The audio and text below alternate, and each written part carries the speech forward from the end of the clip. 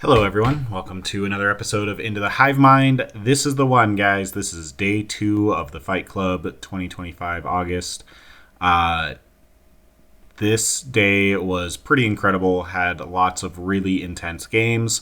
Really excited that you guys are here watching this one. So if you haven't seen day 1, go ahead and watch it. But again, if you can only watch one of them, I would watch this one. I just think the games are pretty cool, and if you're gonna go watch day 1, go watch it now. I'm gonna spoil it. All right, are they gone? Cool. We're gonna go. Imagine that I am 3-0 at the end of day 1, so we are going on to day 2. My list is the Subterranean Assault. For those of you that aren't aware, I am bringing Swarmlord, triple Maliceptor, 3 units of base 5 Raveners, 7 Pyrovores, and 12 Shot Cannon Hive Guard. Bet you didn't see that coming. A single Biovore, a single Lictor, 11 Neurogaunts, and a Haruspex. Pretty sure that's everything. So that's the list. Again, I go over it in depth in the day 1, but that's what I'm bringing. It is 3-0. Day 1, I ended up, round 1 was versus Aspect Host Eldar. Round 2 was versus the Index Demon Monster Mash. And round 3 was versus Adam Tricola and his Blood Angels. So if any of that sounds interesting again and you haven't watched it, go watch it. Otherwise, let's get into day 2. So my round 4, I am paired against Andy Schellenberger. And last time I fought Andy was at the Rocky Mountain Open. Andy is a consistent Knights player. He's been playing them for the entirety of 10th, and before that, pretty much as soon as they dropped back in, 6th edition. I do think Andy took a break from the game in 8th and 9th, but he played him in 6th, played him in 7th, is back in 10th, playing him again, has played him for the majority of 10th, and really done pretty well for himself. But yeah, the last time I played him was round 6 at the Rocky Mountain Open, and Andy promptly crushed me, basically tabling me in 2 turns. I had 3 little guys left starting my turn 3. But the game was not close. Andy completely obliterated me, and this was my chance to get some revenge, or at least play the game, because I did bring those Haywire Hive Guard. We were going to see how they actually do against Knights. Let's take a look at Andy's list. So, obviously, Knights did just get an emergency patch where some of their points went up a decent amount. Obviously, this is prior to that, so we have Canis Rex, who is the Warlord. He then went up 35 points, but Canis Rex is the Warlord. We've got double Knight Atropos, a Knight Errant, and 4 Armiger Helverins. I believe with this list, let's see, 40, 40, 35, plus another 30, 145, plus another 40. So we'll win up 185 points.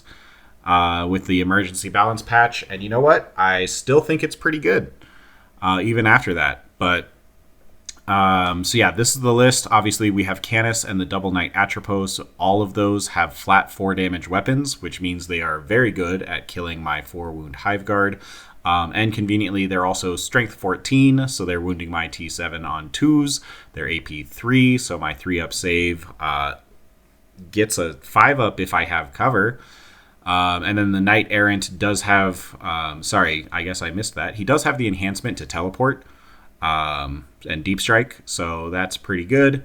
And then obviously Armigers are just really good, especially with the strat for +1 AP. Last time I played Andy, he was running Allied Sisters Immolator to get Ignore's cover that could then stack with the Armigers. Looks like elected to just go 4 big Knights instead this time. I mean, that sounds good.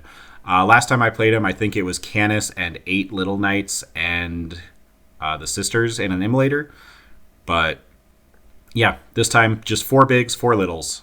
Seems really good. The Atropos are really great anti-Knight Knights because they get +1 to hit against monsters and +1 to wound against Titanic.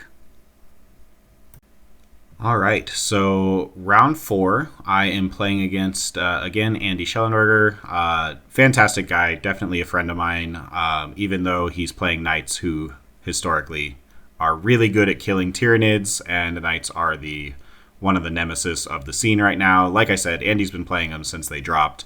Definitely not a meta hopper by any stretch of the imagination, and hilariously enough, he's actually the only Imperial Knights player at this event. So congrats on your best in faction, Andy.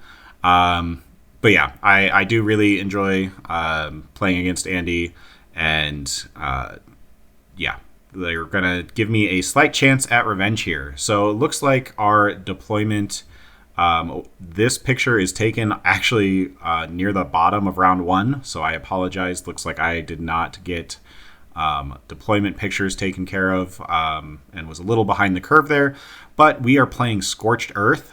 So again, that is just hold 1, hold 2 for up to 10 points.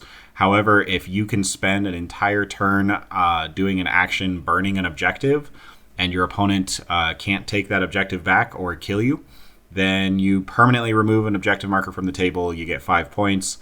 More often than not, that is done turn 5.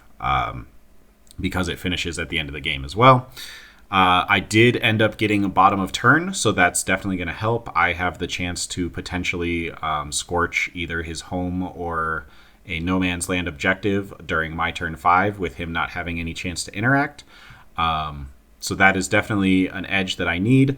Andy got first turn, and he actually drew Marked for Death and Overwhelming Force, which are horrible objectives for turn 1 going first, as I deployed literally my entire army out of line of sight, because anything that could be seen is obviously going to be picked up by knights.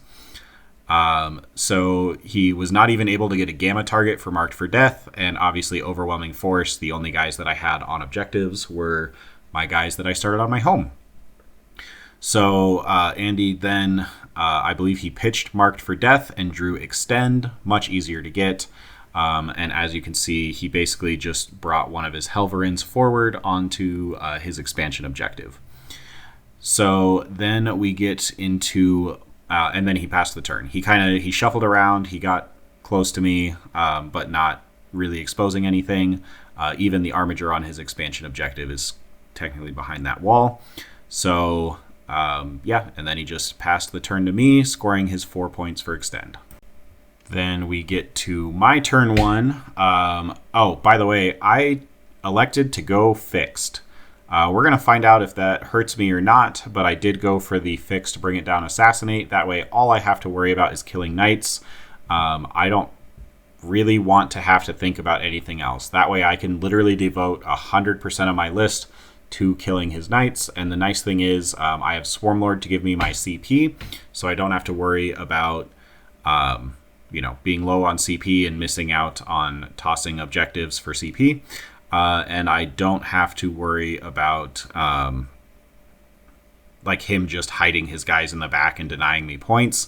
Because obviously if he does that, he's not playing the game. If he wants to play the game with just 4 armatures, I'm going to win that game. And every big knight that I kill is basically worth 10 points. So I'm really hoping I can kill at least 2 big knights, and if I can kill a big knight a turn, that is how I win this game.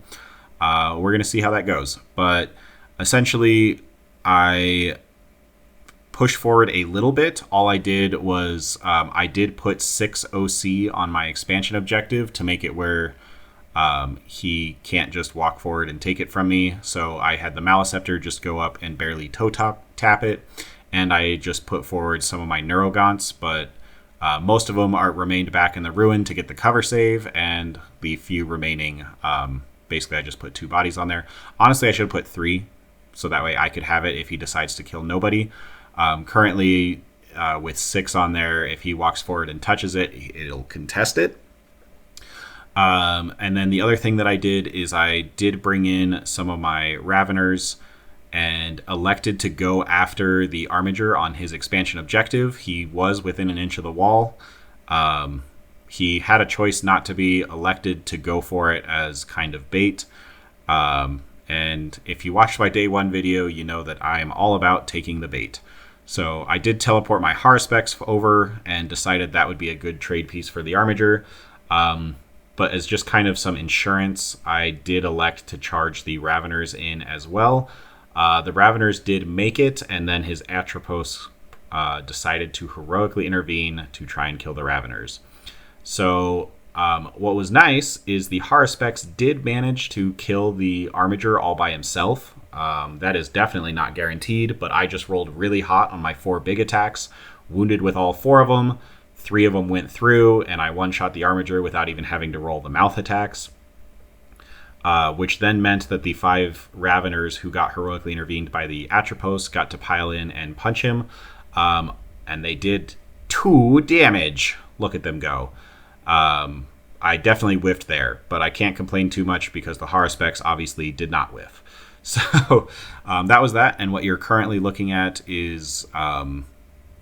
right after my charges and his heroic intervention on bottom of 1. But yeah, I did kill the Armiger, so I got 2 points for Bring It Down. And then we go on to Andy's turn 2. Alright, so this is what the board looks like at the end of my turn, start of Andy's turn 2. As you can see, the Atropos obviously did pick up all 5 Raveners in combat. Turns out that they're really good at shooting and combat because they just get to use their gun basically as a melee weapon. It's really powerful. So no wonder those guys are being taken so much right now. I've never seen them on the table before because I didn't play for the last 3 months. But anyways, they're really good. And starting with Andy's turn 2, he did hold his home. But I did knock him off of that expansion objective. That's the other kind of reason why I decided to take the bait. Any primary that I can deny him with Scorched Earth is going to be huge. So I wanted to deny as much as possible. So he only got the 5 for primary, but he did draw Area Denial and Establish Locus. So I believe what ended up happening... Well, let's see. Let's just see if there's a picture. Hey, look, there he is. Okay, I did a good job. So the Armiger came forward to get within 3 of the center for area denial, and the other Atropos came forward and basically got just barely within 6 of the center to do Establish Locus, and he could still shoot because that's what Titanic Knights do. They can shoot and still do actions. The other thing is the Warglaive the Armiger on the top left went onto my expansion objective to contest it and then fired everything into the Neurogaunts and did kill all 11 of them, but it did require him firing his big gun, so I guess I'm kind of okay with that trade. And then he did bring in his teleporting Knight Errant with the thermal cannon, and I did not realize that that thing is 24-inch range, so Melta 12, Deep Strike 9 away. He's basically guaranteeing to get Melta. And that gun has Melta 6, so that's obviously very powerful. And it is Strength 12. So it negates pretty much, it's just a way, way better Melta gun than all other Melta guns. So Andy deep struck it, obviously just outside of 9 of my Maliceptor, and promptly fired everything from that Knight Errant into my Maliceptor. He rolled 2d3 shots, got 5. He's hitting on 2s because I'm now the closest eligible target because the other guy killed off all my Neurogaunts. And he gets a free reroll. And Andy was kind enough to roll 3 1s and, then get to reroll one of them. So he ended up with 2 misses on the hit roll, which is pretty rare, and handed me 3 saves, of which I made all 3 of them.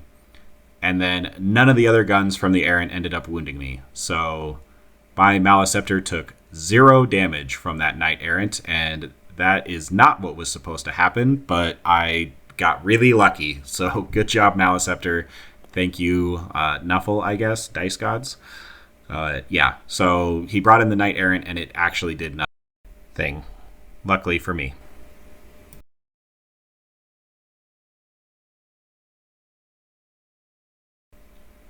But other than that, the rest of the turn went pretty much exactly as you would expect, where he did manage to kill my Haruspex, who was exposed. And I think other than that, he just kind of posted up, got really ready for my reserves, which are coming in promptly. We're going to the bottom of my turn 2. And yes, Andy did get his 5-point area denial, his 2-point established locus. All right, moving on to my turn 2. Everything's coming in. Yes, look at it. It's beautiful. Everything came in. I did not leave a single thing off the table. I have to go all in with knights. There's only going to be one turn, maybe two, where I'm going to be able to take out a big knight and have all my firepower. So I got to capitalize on it while I have it. Coming in piecemeal and trying to trade with him is just not going to work because I'm not going to have the damage output to even kill a guy. So I had a choice here. As you can see, I deployed just about everything on the bottom of the table where I potentially could go all in on his Atropos. I did manage to give myself the option, alternatively, to potentially take out every single Armiger. And I had to make a choice. Am I going for the Atropos or am I trying to take away all of his little knights? I did go for the latter. That is a little risky because, again, I might not have the opportunity to kill big knights later because I'm going to pass the turn to him, even if I achieve my goal, which is honestly a little unlikely, where I kill all 3 Armigers this turn. Then he's still left with 4 big knights and my entire army just right in front of his face, ready to be killed. So after that, I seriously doubt that I'm going to have enough alive that I can take out a full wound big knight. But if there's any way that I'm going to win this game, which is based on points, I'm going to take advantage of the knight's only weakness, which is that if he does get action secondaries, then that's going to prevent him from charging me, which does take away a significant portion of his damage output. And so I elected to go after removing all of the Armigers. So as you can see, I do have Raveners on the bottom right that came in with some Hive Guard. Those Hive Guard did spend the CP to ignore cover and get sustained hits. They're lined up on both the Atropos and his Armiger. And then in the center, I brought in all the Pyrovores, literally all 7 of them, to strip cover wherever I need it, from both Armigers in the center and on the bottom. And then I have my single Maleceptor who took 0 damage from the Errant. It can obviously shoot and charge the 1 Armiger there. That's pretty unlikely to kill him, but I've got a shot. I also have my initial unit of Hive Guard that are lined up on the center where my Pyrovores stripping cover will make it where those Hive Guard are actually going to be great. And I have Maleceptors lined up to shoot both Armigers as well.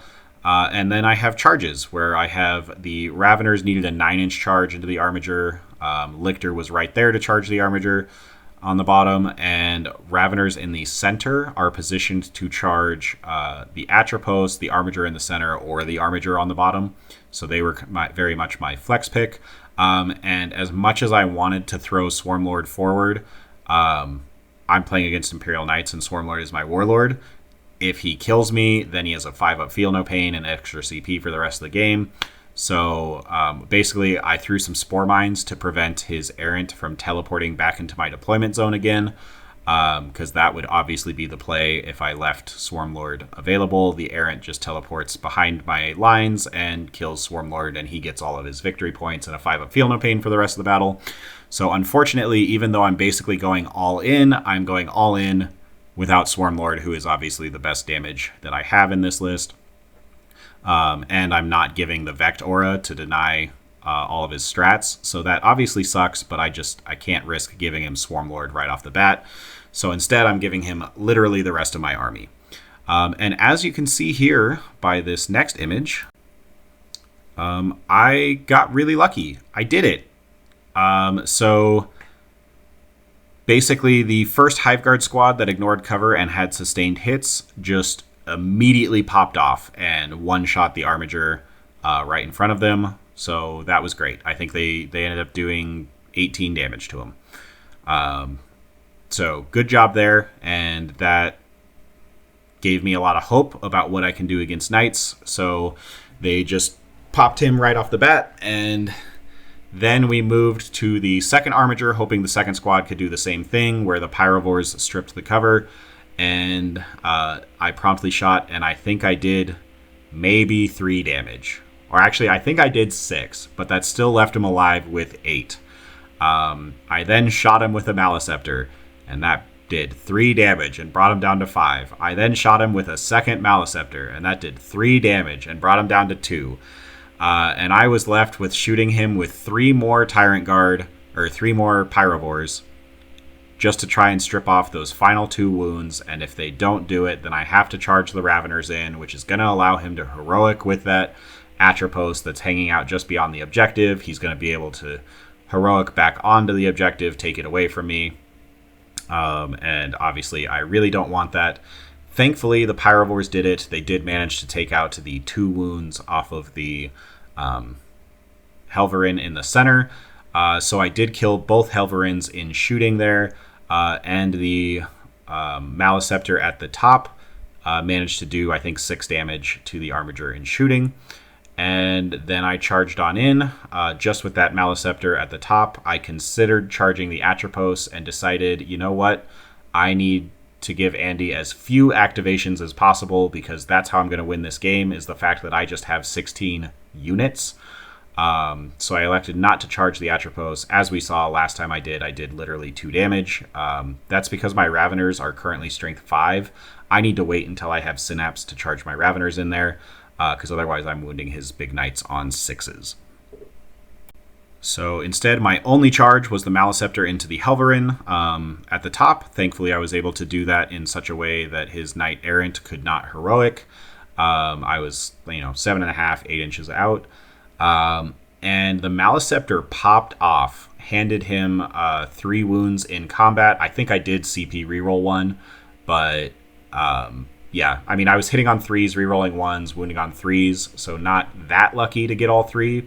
Especially with a CP reroll, but I did manage to get it, of which 2 went through, and I think he had 9 health left, so I needed a 7 on 2 dice, and I believe I rolled an 8 to get 10 damage through, and just barely kill that Helverin. So I did do exactly what I needed, killed all 3 Helverins on that turn, leaving Andy with 4 knights, 4 big knights.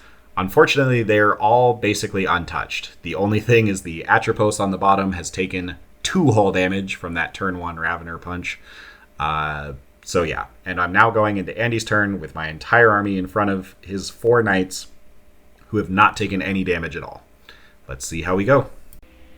All right, so we are going into Andy's turn 3. Unfortunately, he does get the 10 points because I did not kill the Atropos, who has OC 10 on his expansion objective, and obviously he had Canis hanging out on his home. That is at least the nice thing right now with all the Armigers being dead, is he basically needs to leave a knight on every objective, just in case, to hold primary. That's his only way of holding primary, is leaving big knights on it, so I could theoretically pull him this way and that. Unfortunately, we're playing Scorched Earth, so he only has to hold 2 to basically max out on primary. But he does this turn, and for secondaries, he does draw Cleanse and Recover Assets, which is all the actions in the world, which basically is telling him not to charge me.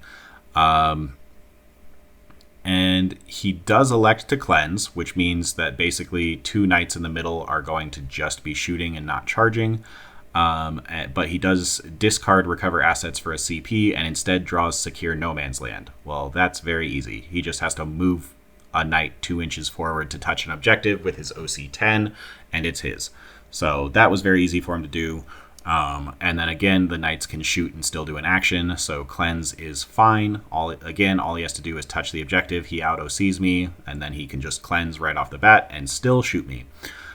So obviously I did have Hiveguard lined up to be able to Overwatch. I elected not to Overwatch the Atropos in the center that moved onto that center objective, because he would have had cover. What I was waiting for was the Atropos at the bottom. Basically, if he were to move at all to charge me, then I could Overwatch him with all the Hiveguard and he would not have cover. And that makes a big difference if those knights are saving on 3s versus 4s. So that's what I was holding on to. Andy obviously was aware of that, so he tried to bait me with the one in the middle. I didn't go for it. He moved out Canis. I didn't go for it because both of which had cover. And he basically was like, you know what? Yeah, that's fine. I will not charge you with the Atropos on the bottom. He will just be the one that cleanses, which basically just kept that Maleceptor alive is probably what he would have gone and killed. But in his turn, his shooting, Canis poked his head out and shot the Hive Guard that were getting ready to overwatch his Atropos on his expansion. Canis poked his head out, rolled a 1 for number of shots, used his free CP to re-roll that, rolled a 6, and then promptly rolled 5 6s and a 5 for his shots and got 12 hits, 10 wounds, AP 3 or 4, killed all 6 Hive Guard with just Canis's main gun. He's really cool, guys. I don't know if you know this. Canis is pretty good. I'm really glad. Sorry. My goal this weekend was to not be salty. I actually think I did a fairly good job. Canis is really, really good. He did literally poke his head out and he just one-tapped an entire 6-man Hive Guard squad by himself. Didn't need any help. Didn't even need his smaller secondary gun. Then the next thing that happened was his other Atropos came out and shot my other squad of Hive Guard. Pretty much the same story. I don't remember exactly how it worked out, but he picked up 5 of the 6 Hive Guard with just the 2 Knights guns, and that's all he really had to worry about. So right off the bat, I have already lost 11 Tyrant Guard, and he has only fired 2 Knights. The Errant once again shoots my Maleceptor, who rolls pretty decently and ends up, only letting one of those Meltaguns through. But I think he rolled like a 4 or a 5 on damage. I think he rolled a 5 because my Maleceptor had 3 wounds left by the time he charged it. So that was the one guy that decided to charge was the Knight Errant into my Maleceptor up top, and the other 2 shot and cleansed. With his shooting, like I talked about, he picked up 11 Hive Guard, and the other one on his expansion objective shot into my Maleceptor, and I think put it down to 8. So that was Andy's turn. Huge uptick on points. He got the 10 primary, he got 10 secondary, and he did remove all of my Hive Guard and one of my Maleceptors. So that definitely hurts. Let's see what I can do, because obviously the Hive Guard were the main answer for all the big knights. So now we got to find out a new way to try and take out a big knight that is not Haywire. So then we get into my turn 3. I hold only my home because he has a big knight on every single other objective. So I even had a friend come by to ask me, he's like, he saw the state of the board and he's like, oh, how do you kill a big knight at this point? The answer is with using my entire army. So that's what I did. I used my tunneling shenanigans and my movement and everything else. So at the end of Andy's turn, I think I picked up a Maleceptor and put it back in reserves. And then obviously I had the Maleceptor previously, and I was able to basically bring in that Maleceptor, and all of the Raveners were able to tunnel 6 inches away. And then I was able to teleport Swarmlord to join the party. So that one Atropos on his expansion objective, I basically had a 4-inch charge from the Maleceptor that just walked forward and charged him, and everyone else had a 6-inch charge from Deep Strike with rerolls because of the strat. I didn't have a whole lot of shooting. I fired the 2 Maleceptors into him, and I think I did 6 damage. That's my guess. I might have gotten lucky and did 9. The Pyrovores all shot at him as well. And then the other thing is the 3 Pyrovores in the center basically just walked forward to try and block his Atropos in the center objective, make it where if he does want to play the game, he's forced to go through a wall and potentially Battle Shock. And yeah, obviously I am throwing Swarmlord forward. He is playing Imperial Knights, so Swarmlord is going to die next turn. He is going to become honored. There's not really anything I can do about that. I'm trying to make Swarmlord behind this wall as much as possible, but he's towering. Literally, all he has to do is put a toe on that piece of terrain in the middle, and he can see me. So, and again, his Knight Errant still has his once per game pickup and deep strike again. So, literally, he can just be anywhere on the board with all three knights, assuming I kill this one Atropos that I'm in combat with everything. Conveniently, because Swarmlord is there, he's in the Vect Aura, and his Atropos cannot heroic, or he cannot interrupt. So that actually is huge. I think if he was able to interrupt, he would have killed one of the 5-man Ravener squads, and I would not have killed the Knight, because it literally did come down to the last Ravener squad picking up that final wound on the Atropos. I had Maliceptors punching him in combat, I had Swarmlord punching him in combat, and I had 10 Raveners punching him in combat, all with Synapse to make it where they were wounding on 5s, not 6s. And that is what it took to take out that Atropos. And like I said, it did come down to the very final Ravener squad, and I think I overkilled him by like 2 wounds.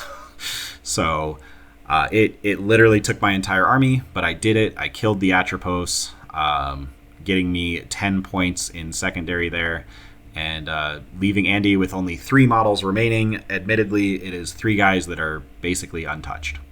So they might even be literally untouched. I think I did 3 damage to his Atropos at the center with the Pyrovores and the 1 Hive Guard remaining. And that's really it. So then we're going into Andy's turn 4 to see his response on killing the rest of my army, especially obviously Swarmlord, as he's Imperial Knights, and that is very beneficial for him. All right, so Andy's turn 4, he does get his 10 on primary. And then for secondaries, he draws Bring It Down and Engage. So obviously for Engage, he has 3 models, so the most he can do is get 3 table quarters. And then Bring It Down, that's pretty easy. His plan is to kill Swarmlord anyways. He goes to kill Swarmlord. So essentially what Andy's turn turns into is Canis Rex shoots the Swarmlord. I think he lives on 2. And then the Atropos in the center also shoots Swarmlord to finish him off, gets the kill. So Swarmlord is dead. And again, that means that starting turn 5, all of his knights are going to have a 5-up Feel No Pain and 3 CP. At least that happened where he got the kill on turn 4. So it doesn't activate until turn 5. If it had activated turn 4, I definitely would not have killed that Atropos last turn. So I'm glad I held Swarmlord back. And then the other thing that happened is the Knight Errant. Basically, he moved forward with his towering to be able to see my Pyrovores that were on the center, and just shot and killed all of those while sitting on that expansion objective. Andy did debate burning this objective right now, but he, because the Knight Atropos in the center left the objective to go and charge my Raveners, he wanted to still be able to sit on that objective. So he kind of waffled back and forth between burning that one. But since he's like, well, I'm only going to be sitting on 2 next turn anyways, and I can burn at the end of the game, he elected not to burn it, and instead just shot me off the center, and then charged into the Raveners, where his Atropos actually kind of whiffed. The Maliceptor there is actually just within 6 inches of that Atropos, which I think is necessary because the Atropos is multi-charging 2 units there, and in order to get that second unit, I think he was required to go within 6 of that Maliceptor.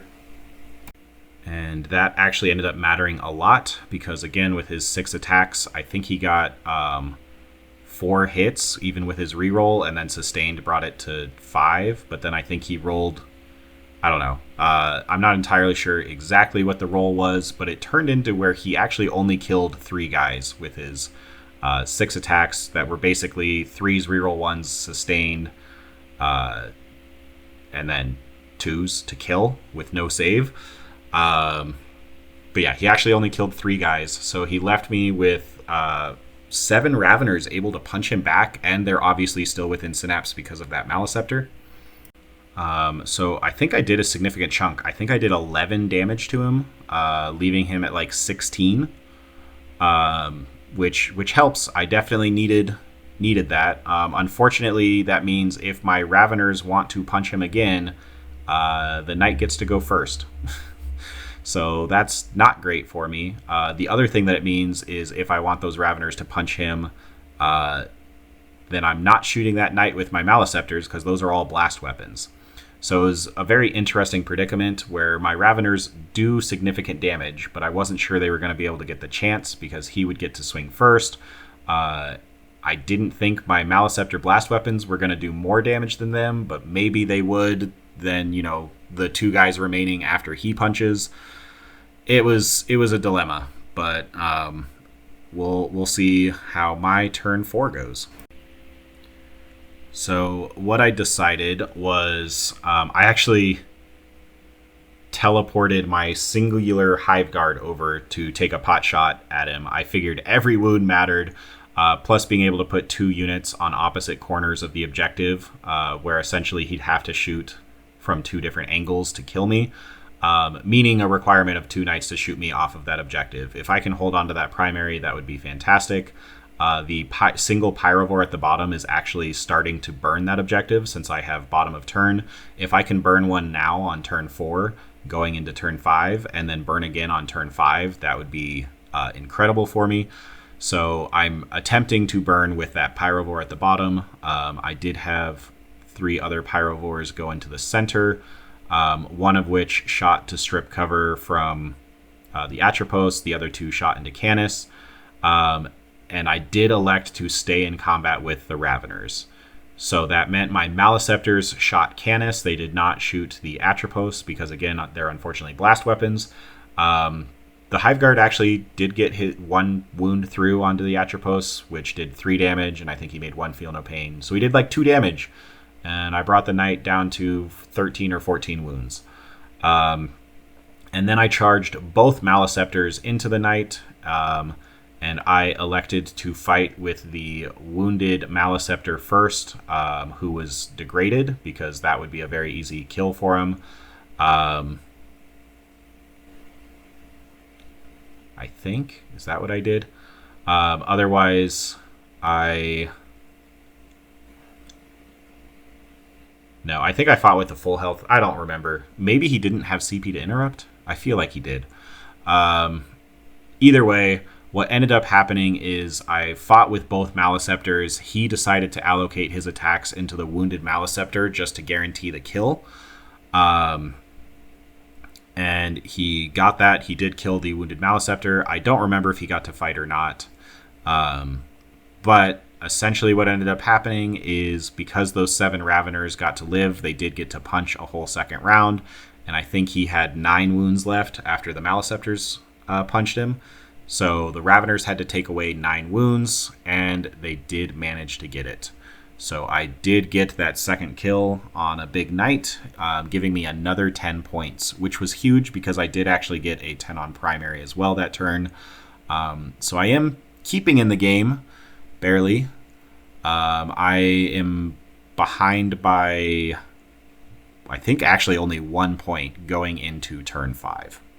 And Andy now only has 2 knights remaining.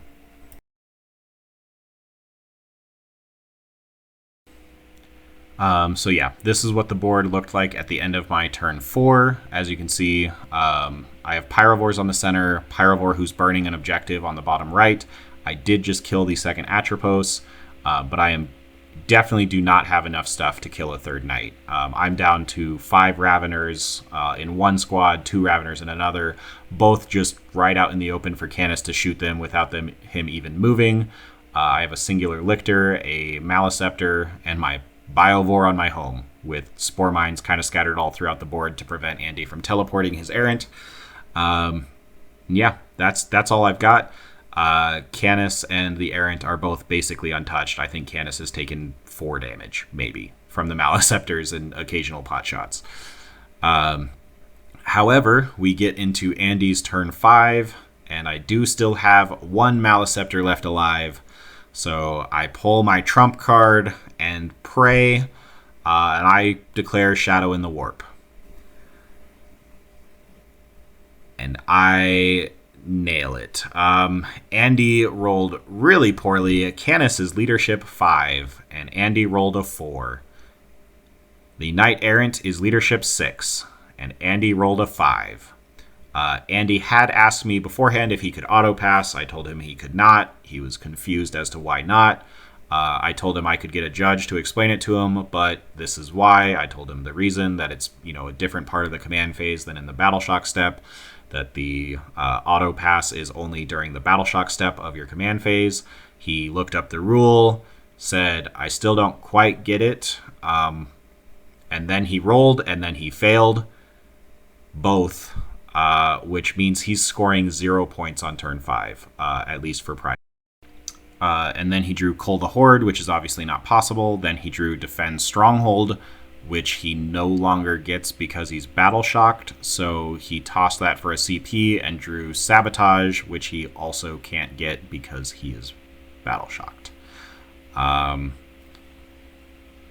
Andy just kind of sat there shell-shocked for a little while. And he's like, wait, so I just lose the game because of that? It's like, yeah, I'm sorry. That he's like, that is the worst way to lose a game ever. He's like, I have this game in the bag right now. And I'm like, yeah, you do. I've been kind of holding on to that as my one recourse. And I managed to get it. I mean, I played to my outs, and I just got really, really lucky with the dice there. And yeah, Andy basically, he's like, that's a super feels bad way to lose this game, and I don't disagree with him, but it's the army rule that we've got. So anyway, Andy's turn turns into the Knight Errant walks forward, shoots and kills the Pyrovore who is burning that objective, charges and kills the 3 Pyrovores on the center. And then meanwhile, Canis comes over, shoots and kills the Hive Guard that's also on that expansion objective, and then charges into all 4 units that are right there in the center, and he manages to kill all 7 Raveners, leaving me with just a Lictor and a Maleceptor, both in combat with Canis, and a singular Biovore on my home to finish out the game. So there's a chance he still wins this anyways, because I basically need to get like 11. No, I need to get 7 points. And unfortunately, all my secondaries are tied up with killing his big knights, which obviously I'm not going to be able to do. I can't even scratch the paint on them anymore. So I have to be able to get an objective. And basically the way that I was able to do it, as you can see currently, and Canis was in base with both Ravener squads and the Lictor, but was not able to get in base with the Maleceptor. He killed off all of the Raveners. The Maleceptor is not in base, so I was able to rotate down towards Andy's expansion objective with my pile-in. I then punched him, and I could not consolidate because I'd now based him, but that 3 inches was enough, combined with my 8-inch fallback move on my turn. I fell back 8 inches to touch that expansion objective, giving me hold 2 at the end of the game for 10 primary points to win the game by 4. Yeah, I do not disagree with Andy. That is a very feels bad way to lose. It was also my only out, and that is our army rule. I kind of wish we had a different one because, yeah, our army rule kind of either does nothing or it creates feels bad moments like that. But I did it. I did manage to beat Knights, and like I said, at the end of the game, he had 2 basically full health big Knights left. I had a singular Biovore and a Maleceptor and a Lictor who had to fall back. So, yeah, but I did manage to do it and managed to get the win by 4 whole points. So thanks again for the game, Andy. Tremendous guy, tremendous sport, very well played as well. We are now 1-on-1 against each other, so I'm very excited to... All right, guys, I am 4-0 with Tyranids, and that means I'm playing someone else who is 4-0, and I see Eldar, and it's Joel Davis. Joel is really fun to play against. I play against him all the time. At tournaments, we always have fantastic games that are always super close. And I see Eldar across from me, and, it's not unheard of that Eldar are going to go 4-0. But take a look at this list. Joel does not play the meta ever. He is pretty famous for creating pretty unique armies. And this one is no exception. We are playing a Guardian Battle Host, everybody. So I don't even know what this detachment does.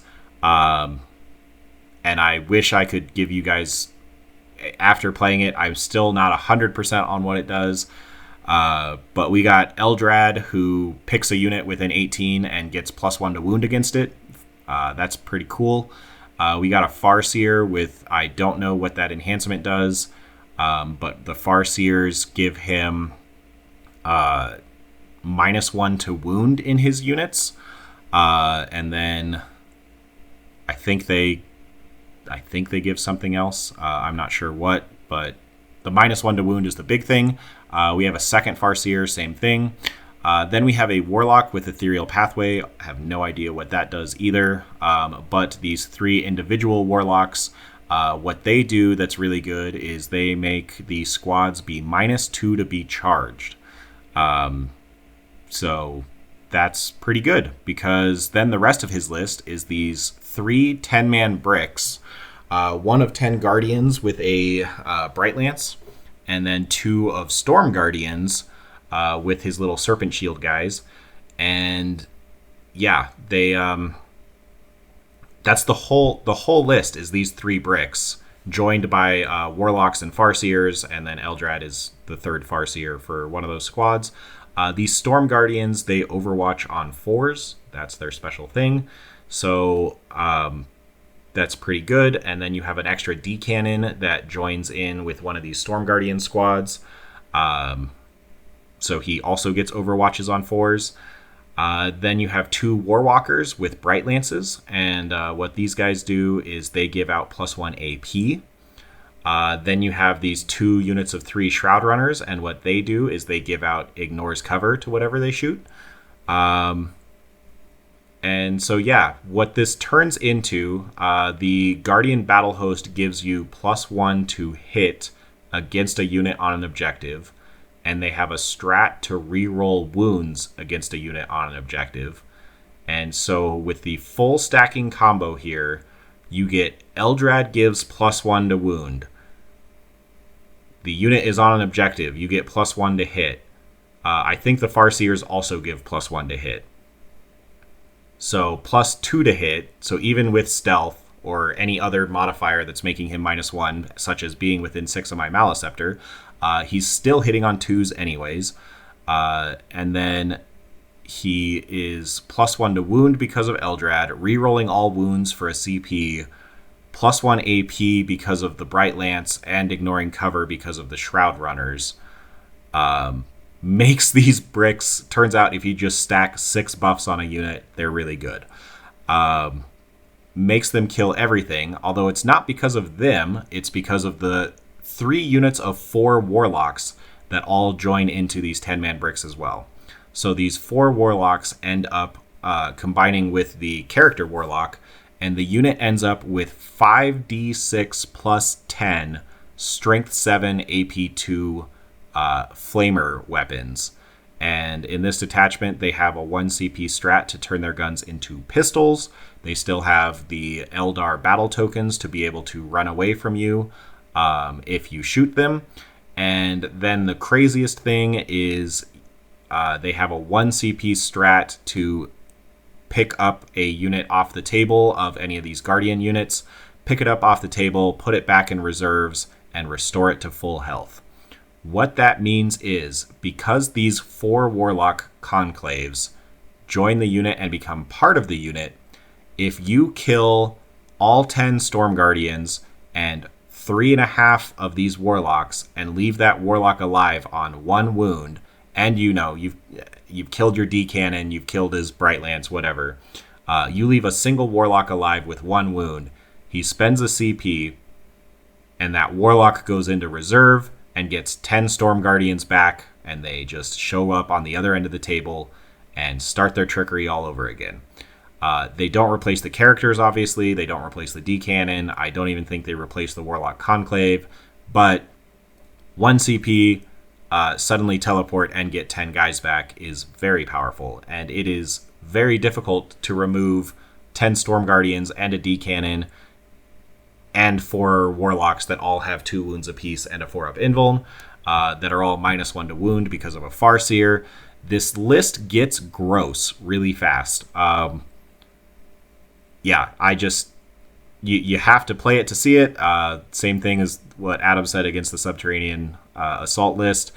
This is pretty wild. I love it. I love this concept that Joel's come up with.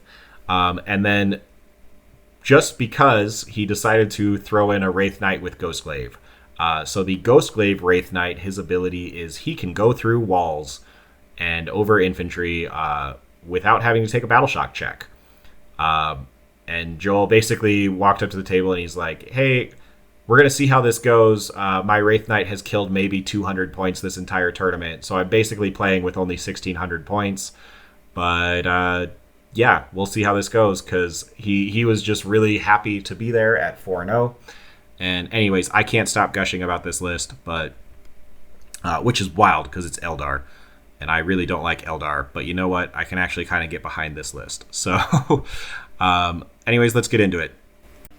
All right, so we are deploying with Tipping Point again. I've deployed mostly conservatively, but I did put my one Maliceptor kind of out there in the front because I did want him to be able to participate. The other thing is 2 of his units have infiltrate with those big giant bricks. So as you can see, there's a giant brick right on the top center. There's a giant brick on his expansion objective just to start the game.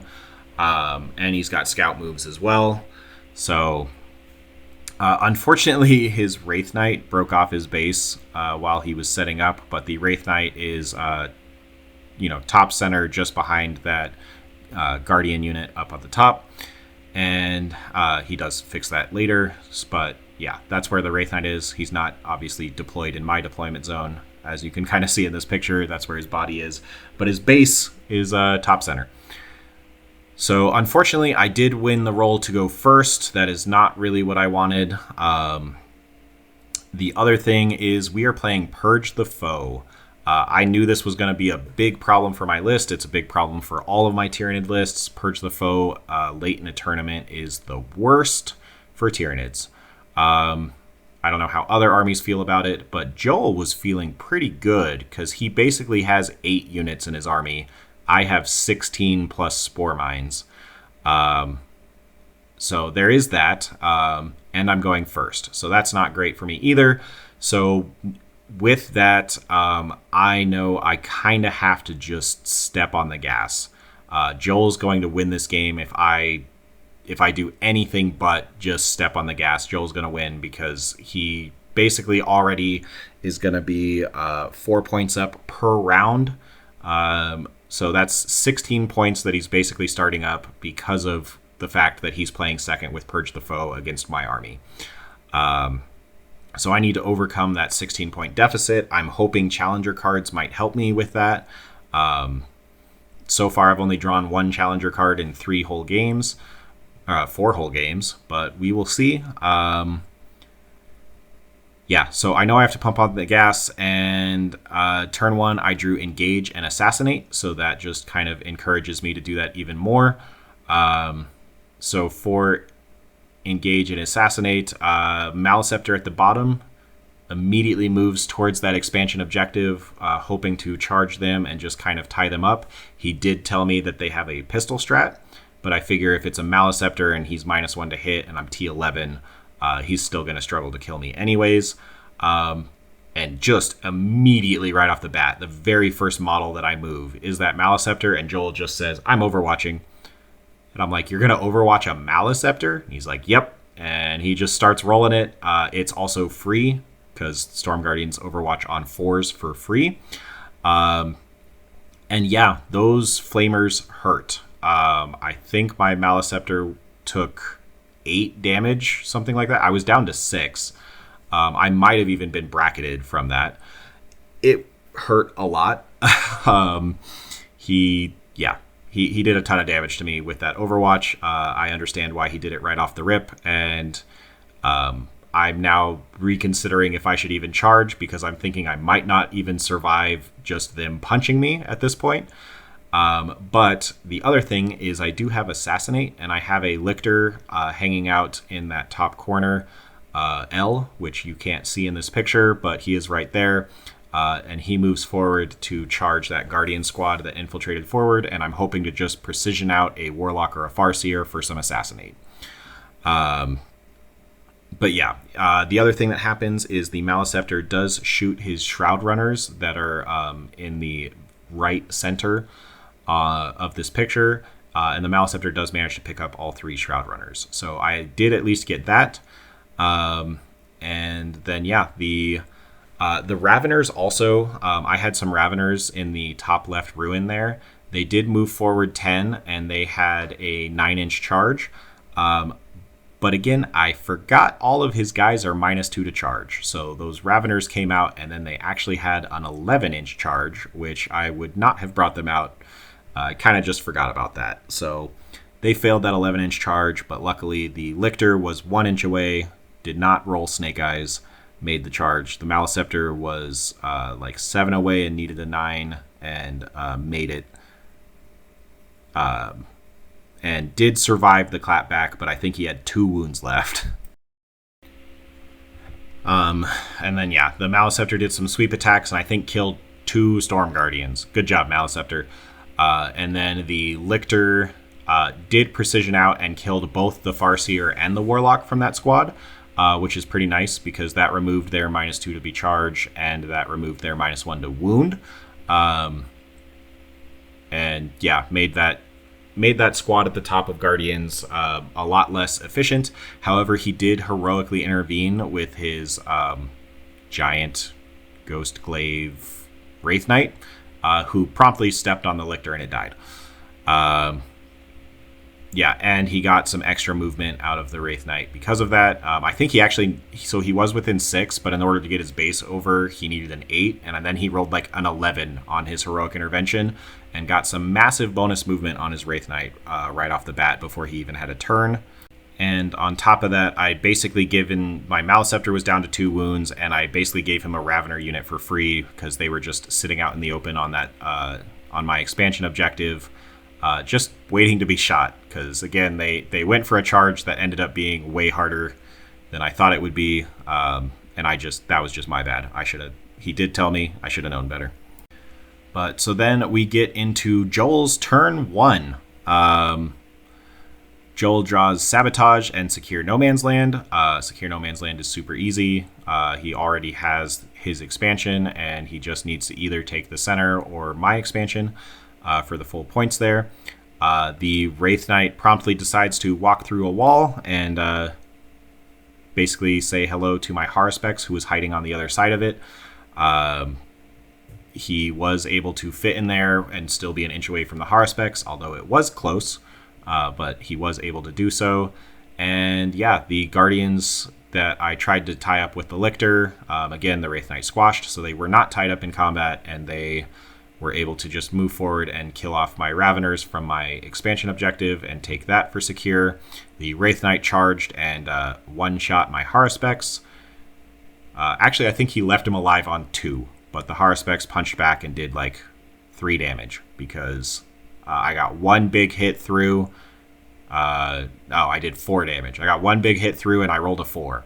Did 4 damage, and then all of my little attacks did nothing because they're wounding on 5s. They're only AP 1, and the Wraith Knight reduces damage by 1, so they were only 1 damage apiece. They didn't do anything anyways. I think I handed him 5 saves. He didn't roll any 1s and 2s.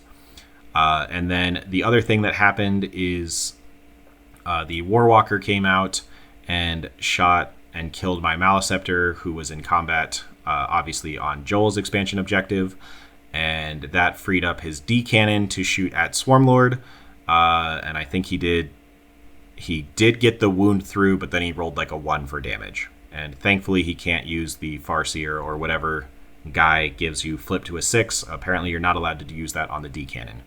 Good job, GW. Thank you for doing that, because that would have been devastating I think he could have just done 9 damage right off the rip there.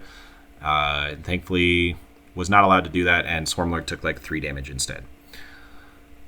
But yeah, so Joel's sitting pretty. He has both expansion objectives firmly in hand with both squads still very healthy. I've only killed like 2 Guardians from the Storm Guardian squad, and I have killed the 2 characters off of the other Guardian squad at the top, but I have not killed off any of their models from the actual unit. And yeah, now I need to decide how I'm going to interact with this, because again, I'm showing up 6 away, but then I'm -2 to charge, so they're going to be 8-inch charges from reserve. But if I shoot them at all, I'm not killing the unit, and he spends a CP to put them back in reserve at full health. And he gets a reactive move because Eldar and I shot him. So trying to solve this puzzle as far as how I'm supposed to interact with these units. On top of that, he has a Wraith Knight who obviously my Haywire is doing nothing to because he's a monster, not a vehicle. And he's -1 damage, and he's T12, and he has a 2-up save. All of that is horrendous for Tyranids. Because, yeah, I don't have a single thing that's wounding him on better than a 5, and I'm all low AP, so he's going to have a 2-up or a 3-up save against me.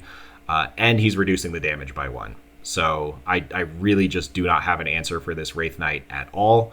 And I'm really struggling how I'm supposed to interact with his other units because, again, my whole thing is 6-inch Deep Strike, which becomes 8-inch Deep Strike. And I'm not going to make any charges out of reserve if I shoot him at all.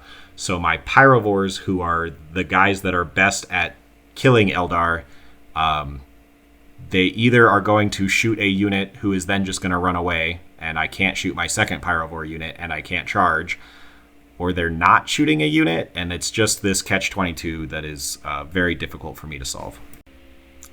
That's just the fun picture of the Wraith Knight being able to fit in that terrain and still be an inch away from the Haruspex. So, yep, and then he's about to charge and chop that Haruspex up. All right, well, we get into top of 2. This game is already crazy, and we go into top of 2, and I need to figure out how to solve this puzzle. So I do bring just about everything in. Like I said, the problem is anything that I shoot, I'm never going to be able to charge, and if I don't fully kill it in one shooting activation, it just regenerates. So I'm not killing anything with shooting, which is really annoying. But I bring in all of my Hive Guard, and they shoot and kill the one thing they can, which is this one Warwalker. The other squad just kind of sits there and says, I guess I'm shooting the Wraith Knight. I'm not expecting to do anything, but anything else that I shoot is really bad for me. So they shoot the Wraith Knight, and sure enough, they do 0 damage because he's in cover and has a 2-up.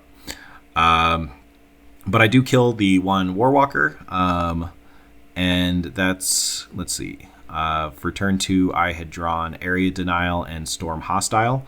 All I had to do was put something in the middle. Unfortunately, it couldn't be a Spore Mine because he had the Wraith Knight on one side and Shroud Runners on the other, so I could not put a Spore Mine in the middle for Area Denial. And I honestly just couldn't really put anything else in there either because of my because I lost the Raveners on the top expansion objective and I just threw them away.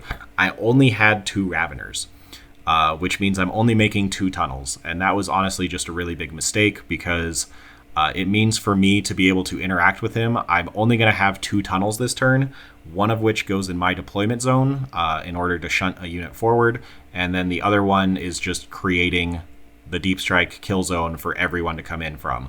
If I had a third unit, I could either attack 2 separate units and only one could reactive move, or I could fully surround one unit, and that way even if he does reactive move, I still catch him anyways. But unfortunately, I'm instead literally bringing every single unit on the bottom of the table between 2 tunnels and just trying to make the best of it. My Haruspex falls back from the Wraith Knight because he's not going to be able to do anything. Maliceptor and Neurogaunt's move forward to attack his Guardians on my expansion objective, but again, if I shoot them, they just run away. Yeah. So all the stuff that comes in at the bottom. Like I said, I have Hive Guard that shot and killed one Warwalker. I do have the one squad of Raveners plus Swarmlord plus a Maleceptor. That is what I'm able to get to charge into his Storm Guardians. He does Overwatch with the Storm Guardians again against the Maleceptor. Does pretty significant damage. I think puts him down to 4. Yeah, that Overwatch is terrifying. But put the Maleceptor down to 4, and then Swarmlord and the Raveners showed up. They did all make their charges. And after punching and killing with Swarmlord and all of those guys, I did try. So Swarmlord went in, and I spent the CP to Precision, wanting to take away the characters again. Taking away his -1 to wound, taking away his -2 to charge, felt very important. So Swarmlord went first, popped Precision. I targeted the Farseer first, followed by the Warlock. I did kill the Farseer, but then the Warlock just bossed 4-up Invulns and didn't die. So Swarmlord killed a Farseer. But that's just Invulns for you. My Maleceptors did sweep attacks and killed a couple guys. The Raveners then killed quite a few, but I think afterwards he was down to like 3 Storm Guardians left, plus all 5 Warlocks, plus his D-Cannon in that unit. Which basically means that, yeah, between 5 Raveners, Swarmlord, and the Maleceptor, I killed a Farseer and 7 Storm Guardians. Which is not great for 500 points of melee and not being able to shoot the unit. But that's what I got. And then we go into Joel's turn 2. So first off, he is going to get the 12, because, you know, he's getting kill more, and hold. But yeah, for secondaries, he drew, he did complete his Sabotage, and he drew Defend Stronghold and Recover Assets, and I believe he tossed Recover Assets for Overwhelming Force, which I had 3 units that had just charged onto his objective, so that's very easy for him to get. And so here's what Joel did. He had Eldrad, and Eldrad's full unit was hanging out in that L by his deployment zone. They stepped out, took a look at Swarmlord, said +1 to wound, promptly lit him up with some flamers, and killed Swarmlord, or put him down to like 2 wounds left. They also fired all of their shurikens into the Raveners right there. They popped 1 CP, and I didn't realize it's not pick an enemy unit. It is pick like an objective, and all enemy units that are on an objective, he gets to reroll wounds against. So he literally picked the Maleceptor, Swarmlord, and Raveners and got reroll wounds against all of them. And he's +2 to hit them because they're on an objective, and he's being led by a Farseer. And man, this list has some crazy stacking combos. But yeah, shooting, he put Swarmlord down to like 2 wounds left, and he killed 3 of the 5 Raveners. And again, the Maleceptor was on 4 wounds from the Storm Guardian Overwatch from the previous turn. So I'm now down to Swarmlord with 2 wounds, Maleceptor with 4 wounds, and 2 Raveners left. Obviously, they were in combat with the unit, but that unit fell back using a Battle Focus token to get +2 to that move, so that way they could all get behind the wall on that ruin in the bottom right, which means I can't shoot them anymore. So, and they are threatening to, if I don't deal with them next turn, they will spend 1 CP and go back to full strength and appear somewhere else. And they do still have that full Warlock Conclave and that D-Cannon. So they're just going to get all 7 of their Guardians back and be somewhere else on the board next turn if I don't kill them. His Wraith Knight shot and did kill the Haruspex with that last 2 wounds, and then charged into my Maleceptor. The Guardians up top also fired, some big guns into the Maleceptor, and they picked off the 11 Neurogaunts that were up there. That's the other thing. These units also have like Melta-Guns in them, which are pretty good. Let's see, anything else that's going on? No. So basically, after shooting and really weakening everything that was on that objective, Eldrad and friends did just charge in, and there we go. Oh, it's even better than what I thought. Swarmlord was alive with 1 wound, the Maleceptor alive on 2, and the 2 Raveners before Eldrad then charged in on combat. That's also because Eldrad has like an anti-character gun. Single shot that does d6 damage, goes into Swarmlord, and he does roll the 6 right off the rip. So Swarmlord took 6 damage plus the 3 damage that he'd taken from the D cannon earlier and went down to 1. So that was fun. And yeah, then Joel charged in, and he allocated only like a couple attacks in the Maleceptor and really just focused on killing Swarmlord and the 2 Raveners, and he did. So the Maleceptor did get to live on 2, but Joel did kill Swarmlord and the Raveners and take that expansion objective back away. And the Maleceptor is now stuck in combat. Alright, so it's my turn 3. I have to dig myself out of this hole very quickly because I'm just floundering on every front. So I drew area, or I kept area denial, and I had bring it down. This time I'm like, okay, I'm going to put someone near the center, and that someone was my Hive Guard that basically moved forward, shot his Shroud Runners that were in that ruin, and then charged the last remaining one to get onto the center objective and get me my area denial. So that worked well, got 5 points there.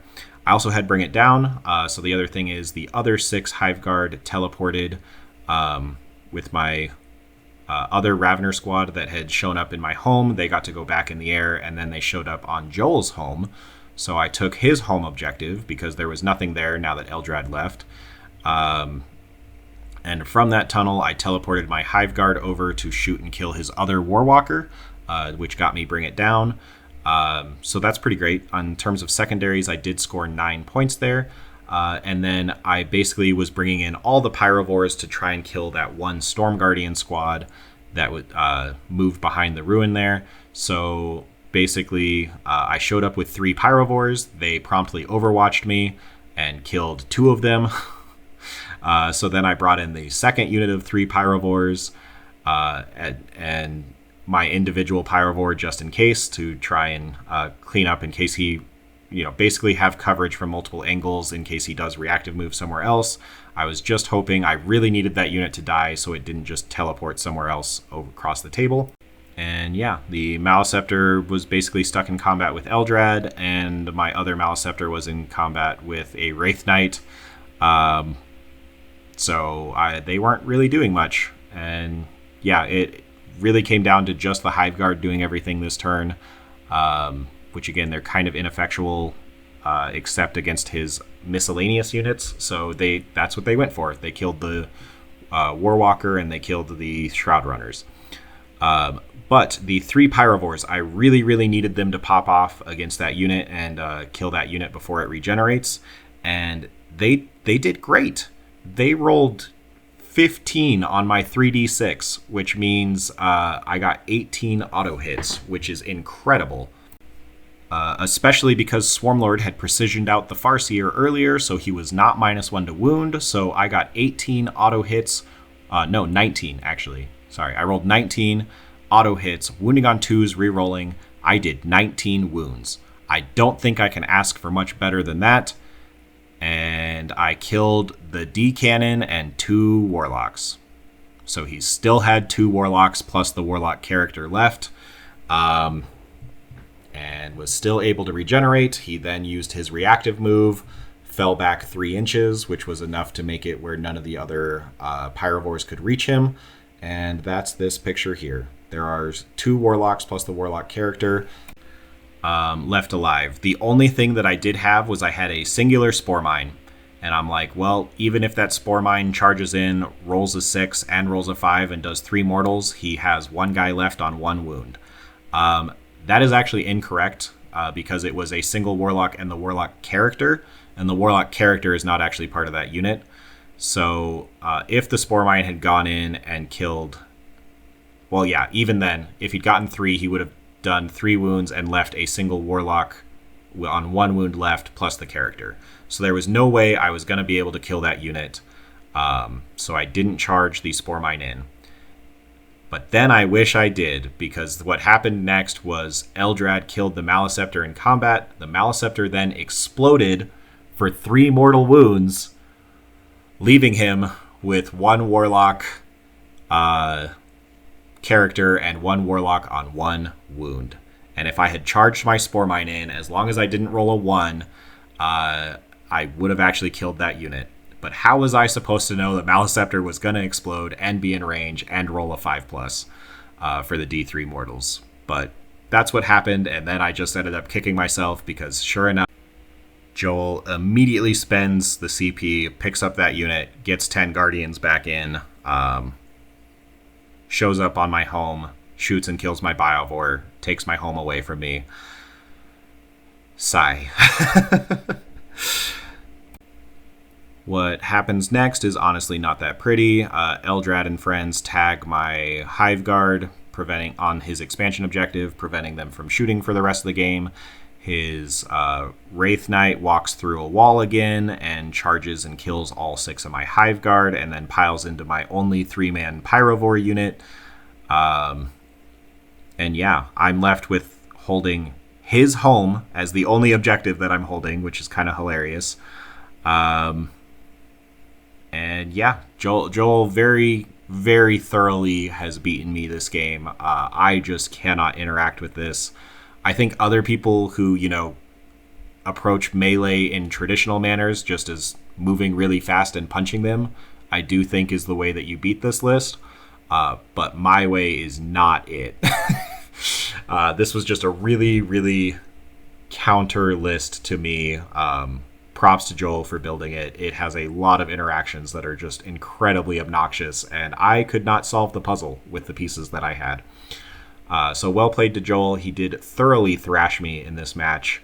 And again, props to him for going 5-0 with what a wild list. The other thing is, again, I was going first on Purge the Foe, and that is really bad for me. But even playing a normal mission, I don't know what I could have really done. Joel starts on the objectives, immediately overwatches me, and I can't kill him. And he out-OCs me because everyone's OC2 on 10-man units. So, I just don't think I had the tools to deal with this. I did everything I could. I precisioned out the characters. I didn't shoot. I tried focusing down one squad only. I even rolled hot with getting the 19 wounds, and still didn't matter. I literally didn't kill a single Guardian squad. I only killed his chaff. His Wraith Knight still had 10 wounds of his 16 left at the end of the game.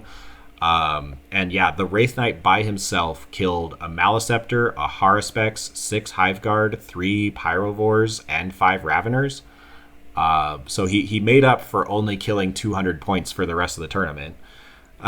So I'm glad Joel got to have some fun against me. But well played, Joel. Good game. Good job going 5-0 with such a ridiculous list. So that means I am 4-1 going into round 6.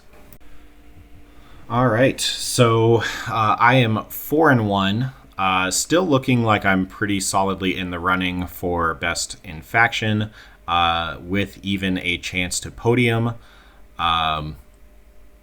The other thing that happened is Andy from round 4 actually manages to beat Colin K and his Chaos Knights that had been terrorizing the scene in the last round. No, sorry. Ben Neal beat Colin K.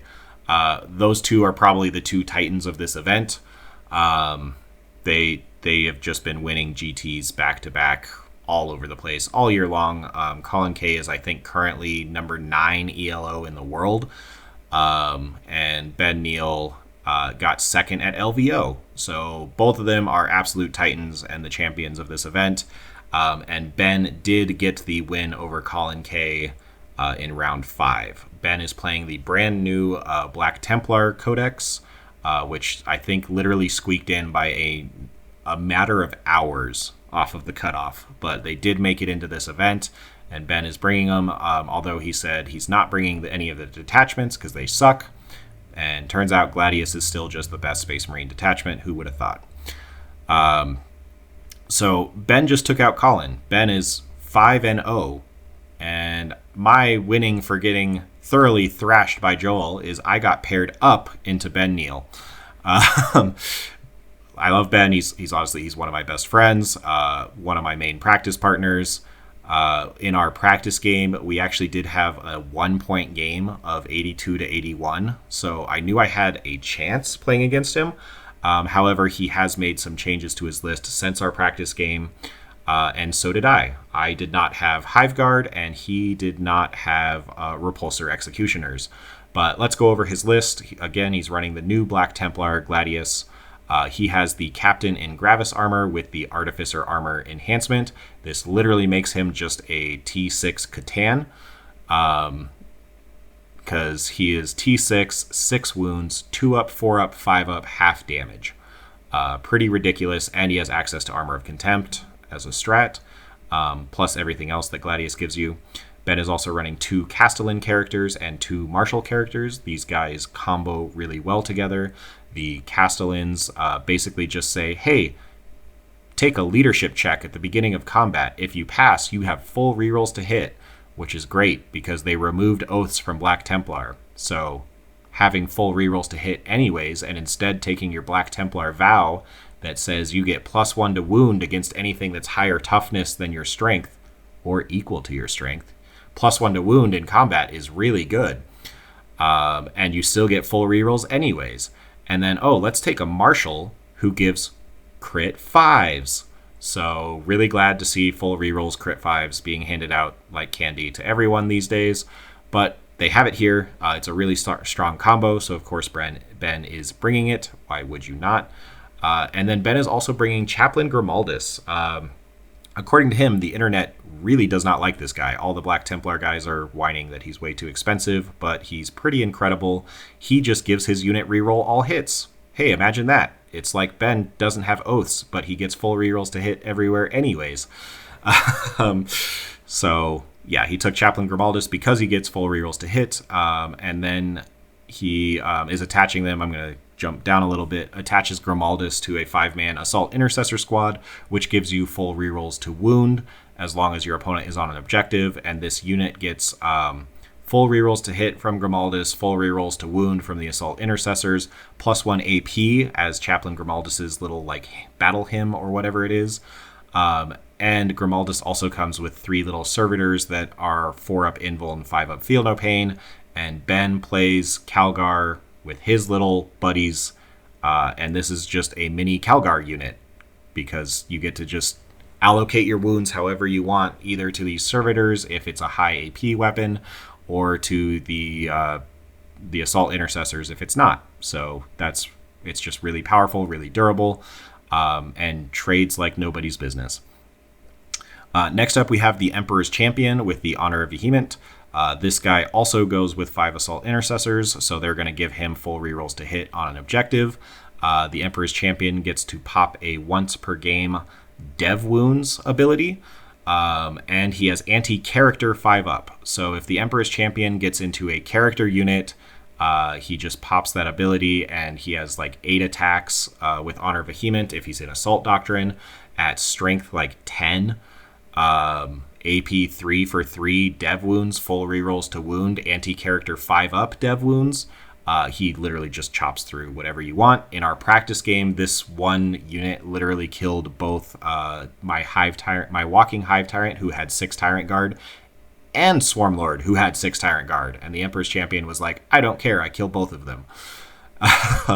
So yeah, this guy's really good, it turns out. And then Lieutenant with Combi Weapon. Like I said, Space Marines do not leave home without this guy. He's just a fantastic action monkey and trade piece. He's just really difficult to interact with because he has reactive moves, and he's a lone op, and yeah, he's just really good. Next, Ben has an Impulsor. Inside this Impulsor is 1 Castellan, 1 Marshal, and 4 Sword Brethren. The Sword Brethren really love the Castellan Marshal combo because they come with lethal hits. Obviously, you need something to proc when you get that crit 5s. So the answer is Sword Brethren with lethals.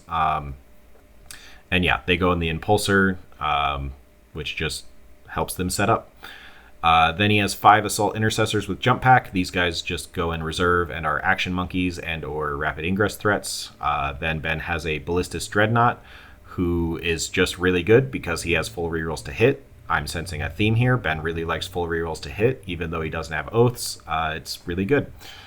Then Ben has a Gladiator Lancer that also gets reroll a hit, wound, and damage roll with his 2 shots. So that's basically full rerolls there. And then 2 Repulsor Executioners, which Guess what? In Black Templar, their special rule is as long as there is a Black Templar unit within 12 of your target, you get full rerolls to hit. So instead of having Oath, where you pick one enemy target to reroll all hits, you just have 2/3 of your army has full rerolls to hit anyways. And then we finish off with 5 scouts. Yeah. The other thing about the Repulsor Executioners is their transports. So one Repulsor Executioner has another unit of 4 Sword Brethren with Castellan Martial combo, and the other Repulsor has the Emperor's Champion with those 5 Assault Intercessors. And then Chaplain Grimaldus gives his unit +1 to advance and charge. So in Gladius, where you can either be an Assault Doctrine or spend a CP to count as being an Assault Doctrine, that's just a +2-inch move. So Grimaldus gets to basically go where he wants anyways, and everyone else is in a transport that helps them set up. And yeah, this list is just disgusting. It's really good. And yeah, I'm really happy I got paired up into it. Now, it was a fun game. I'm glad I got to play Ben. Let's get into it. Let's talk about how this went. All right, so we are playing our typical take and hold. We started with stereotypical Warhammer. We are ending with stereotypical Warhammer. I will say for the first time the entire event, I am playing on a layout that is not layout 1. All of the tables were set up with layout 1, 2, and 6. So this is the first, and then basically just depending on the table you got assigned, you were going to be one of those 3. This is the first time I'm playing a game that is not on layout 1. And we are playing layout 2. But again, we're playing take and hold, and Ben won the role to go first. Yeah, deployment-wise, as you can see, our terrain was very interesting. Our L's were a little backwards. So what this meant is I had to deploy my entire army in the corner. Other than my one little safe pocket, we're playing with table quarters where you have the 9-inch gap in the middle. Unfortunately, that ruin in the center is within that 9 inches, so I couldn't hide in there. And trying to hide, I literally couldn't even touch my home objective because if you see in the top center, there's a Repulsor Executioner up there who can move 10 with potentially a Devastator Doctrine advance and shoot. I don't even think he needed that, though. Moving just 10 forward from the halfway line puts it where he can see my home objective down that alleyway. So I actually was not able to deploy anything on my home objective, and my entire army had to hide in the corner or risk being shot by a Repulsor Executioner turn 1. The only thing that I got to do was, as you can see, I put the 2 Maliceptors Swarmlord with my little Neurogaunt screen that I literally brought specifically for this matchup, just in case I went up against those Sword Brethren. I want them to be able to screen so I don't lose a Maliceptor off of a turn 1 charge. So that's what they're doing. They're protecting my Maliceptor from that turn 1 charge. And yeah, everyone else is literally hiding in the corner. So thank God my army teleports, because otherwise I would be screwed because of this terrain. But yeah, my army does teleport. So I just said, cool, I will put everything in the corner then, I guess. And I just won't even hold my home. It's fine. And yeah, Ben won the role to go first, and then drew Assassinate, Bring It Down. And that's really difficult to do on the top of 1. I got really lucky again with my opponent's turn 1 secondaries being kills. To be fair, I had the same thing when I went first in game 3. But that is 2 of my opponents that had a 0-point secondary turn 1. But Ben just decided to roll with it, take the extra CP from it. And yeah, he basically just positioned forward and then passed the turn. So yeah, here's where you can see where Ben kind of ended up. He basically just staged with everything. The only thing that he did do was he moved his Gravis Captain with Artificer Armor onto the center objective. Again, this guy has the durability of a Catan, basically, with just a few less wounds. But yeah, he staged his Impulsor, ready to threaten my expansion objective. Both Repulsor Executioners are very much positioned in a way that I cannot get any angles with Hive Guard on them. And then what you can't see is the bottom right where Ben's expansion objective is. There's some scouts that are screening out in that ruin there. And Grimaldus and friends are hanging out in the L just to the right of the center. And that was Ben's positioning. So then this is my turn 1. I did pick up all of my Raveners, come back in and create some tunnel tokens. And essentially, both Maliceptors just moved to the left to be able to shoot down that center line and basically just get a look at that Gravis Captain. I know how durable this guy is. I've played against him a lot. Even Josh Roberts brought him against me at LVO. And this guy is just such a pain in the ass to kill. So the fact that he's my only target this turn, again, I know he is bait, but I'm not going to be able to kill him without throwing 4 different units into him. So I decided to throw 4 units into him when I had nothing else to target. And both Maliceptors lined up to get shots. I had Pyrovores line up to get shots and strip cover from him. And I'm hoping the Maliceptors can do it, because at least they're hitting on 3s, rerolling 1s, wounding on 3s. The half damage, they will put him on his invuln, and the half damage will go from 3 down to 2. So it kind of negates a lot of his defensive bonuses. And I was hoping that would be enough to do, the 6 wounds that this guy has. It wasn't. The Pyrovores did 2 wounds, and the Maliceptors did nothing. Ben did Armor of Contempt against one of them, meaning he still had a 3-up save, and he just was a boss and made all of his saves against the other one. So with all of that, I did 2 damage to him. Yeah, and it just happens that way sometimes. And let's see, my secondaries were Cull the Horde, Secure No Man's Land, and Locust. So the one thing that I was able to do with teleporting those Pyrovores forward with the 6-inch, 2 of them were able to touch the center. Gravis Captain is only OC1. 2 Pyrovores were able to touch the objective and take the center. And I have a Lictor on the top left, which you can't see right now, but he's in that top left L on that objective. So I did get the 5-point Secure No Man's Land. But I did not get any established locusts. I tried to shoot the Gravis Captain instead of getting 2 points. And obviously I drew Cull the Horde, which got tossed. And that was my turn 1. So then we get into Ben's turn 2. Ooh, we got a little sneak peek of what Ben is hiding behind all of his ruins. So as you can see, Grimaldus is in that L with his friends and is about ready to charge. And all 3 tanks are loaded full of guys being ready to trade. And yeah, so let's get into Ben's turn 2. Oh, nope, we're not done yet. This is me taking a picture lamenting the fact that I did all of 2 damage, and this Relic Terminator Captain, or Gravis Captain, still has 4 wounds left. However, Ben was then nice enough, he moved that Gravis Captain and asked me if I wanted to Overwatch, and I said yes, why not, with 3 Pyrovores, because there wasn't really anything else that I was going to be able to Overwatch. So I overwatched the Gravis Captain, and I handed Ben 4 saves, and Ben was kind enough. He's like, you know what? You've thrown enough stuff into this guy. I'm going to roll 4 1s and 2s and then not make a single Feel No Pain. And the Gravis Captain died.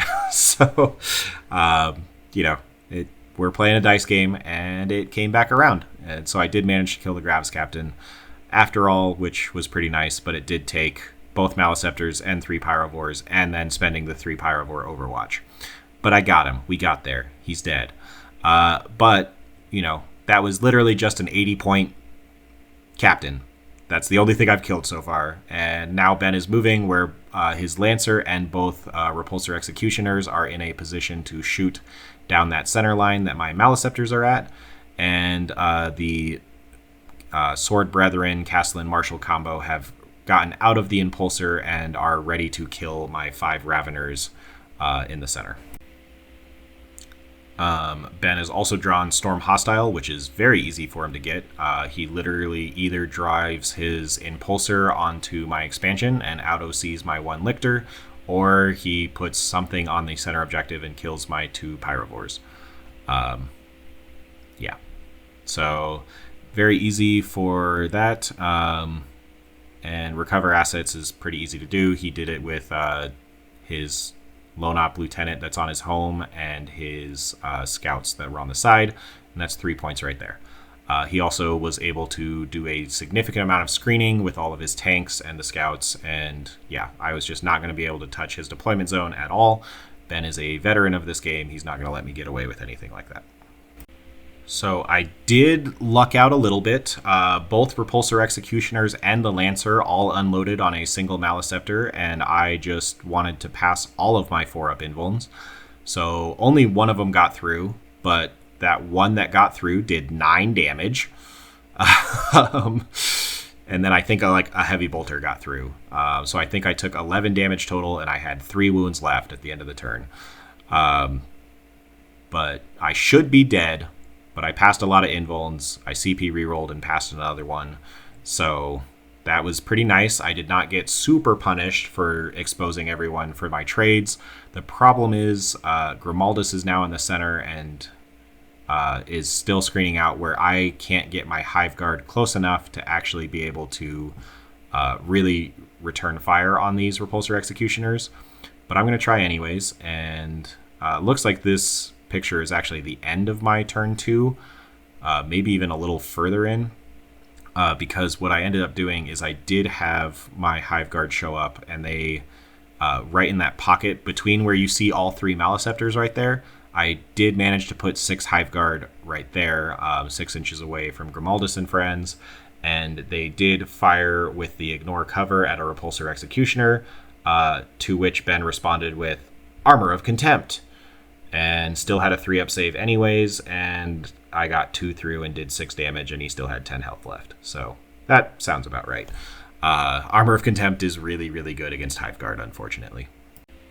But the things I was able to kill, so he had Sword Brethren with Marshal Castellan, who showed up and killed my 5 Raveners.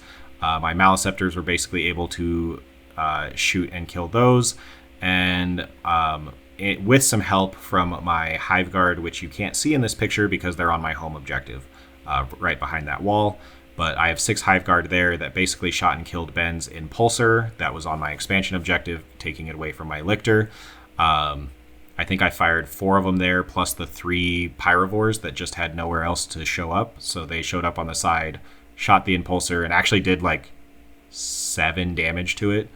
Enough that only 2 Hive Guard was required to finish off the Impulsor, and the remaining 4 Hive Guard could combine with the 2 Maliceptors and kill off the Castellan, Marshal, and 4 Sword Brethren. And then 1 Maliceptor charged in against Grimaldus to try and tie him down.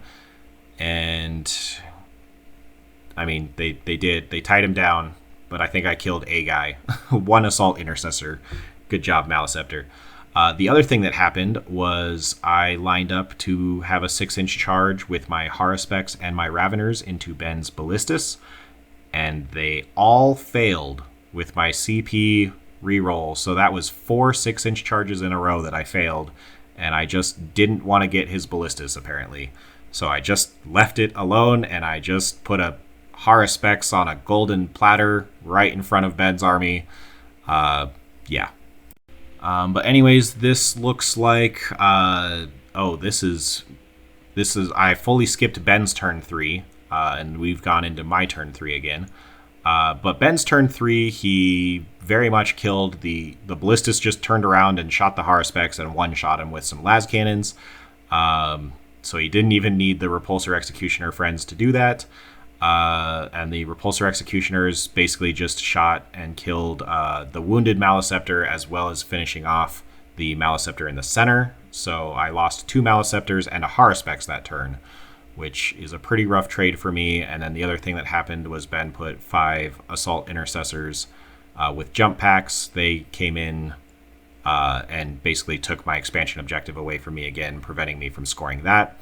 So I don't know if you're looking at the primary, but Ben turn 3 scored a 15 primary because he had Grimaldus on the center. He had his Ballistus that I failed to charge on his expansion, and he had his home. So he got a 15 on primary because of that.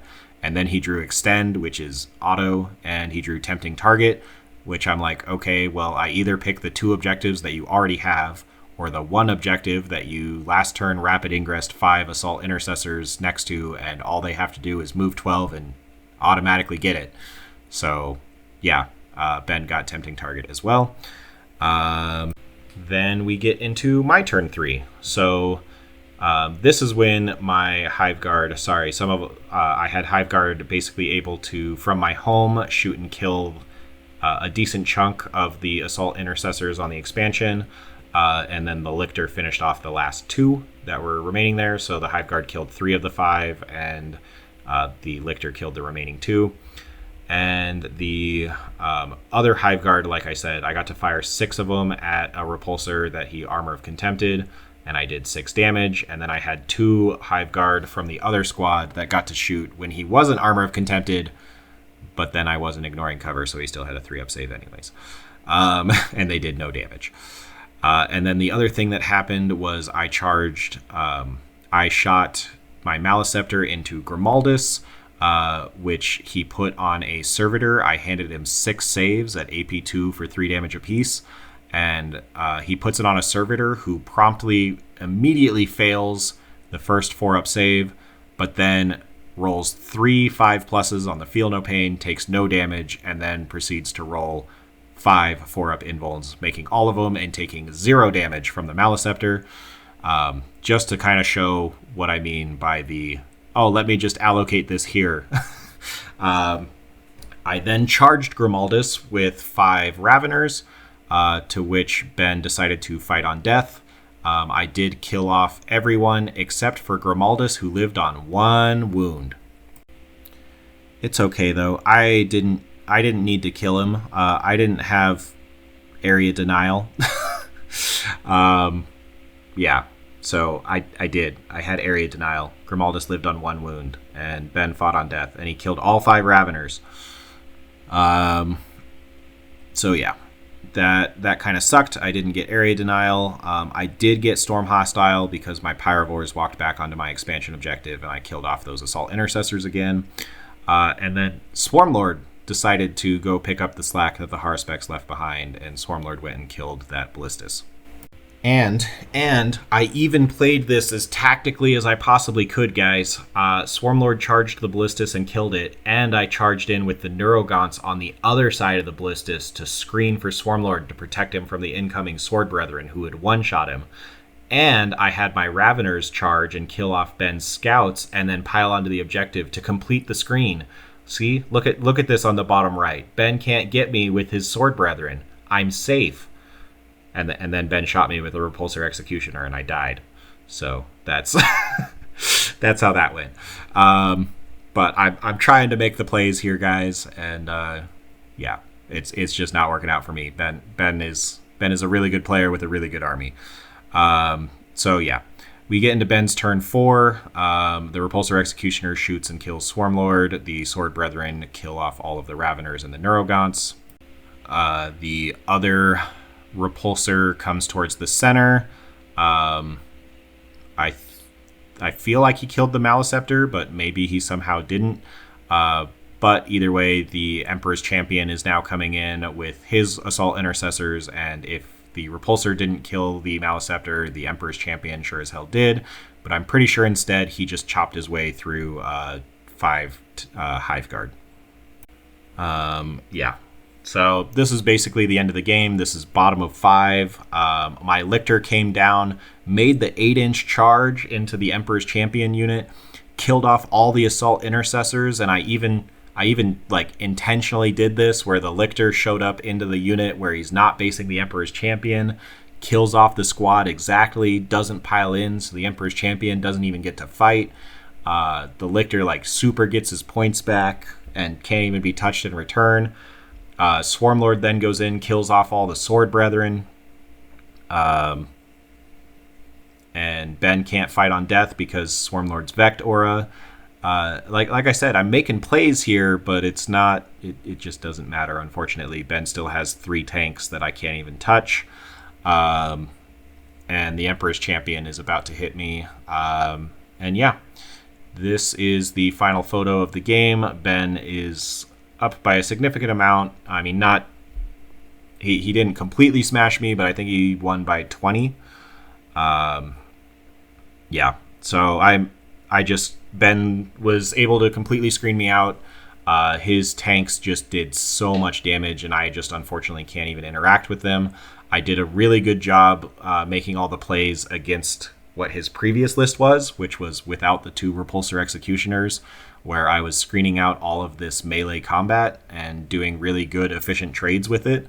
But now that he has the Repulsor Executioners, I can't interact with it. The Hive Guard just unfortunately do nothing because one squad is going to ignore cover, which Ben just Armor of Contempts, and the other squad doesn't ignore cover, so Ben just gets a 3-up save either way.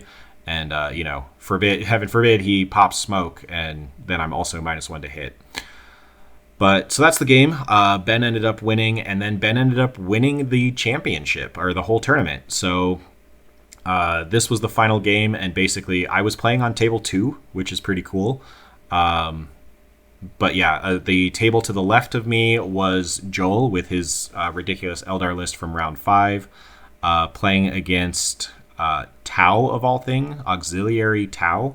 And the Auxiliary Tau somehow beat that Eldar list. So also really cool. A bunch of Kroot Rampagers is apparently the answer, with a lot of ghost kills. That's apparently what kills that list. But anyways, and then, yeah, Ben beat me, but Ben had a much higher opponent win percentage. Even though he played me, Ben had a much higher opponent win percentage, and Ben ended up winning the event. So congrats to Ben. Really happy for you. Ben also, he was like, hey, guys, I apologize, but a not-so-humble brag that he threw in our Discord. He's like, in 10th edition, my record in singles tournaments is 40-2. So he's literally pulling a Siegler thing where he has lost 2 games in the entirety of 10th edition, which is pretty ridiculous. And one of those was, the finals of LVO. So good job, Ben. I'm really excited to see what you do with this list. Good job. I'm really pretty happy with mine. Pretty happy with the Subterranean Swarm. This is anyways really long video. Hope you guys enjoyed. I had a blast. Day 2 was a ton of fun. Talk to you later. Hopefully soon. Bye, guys. See you next time.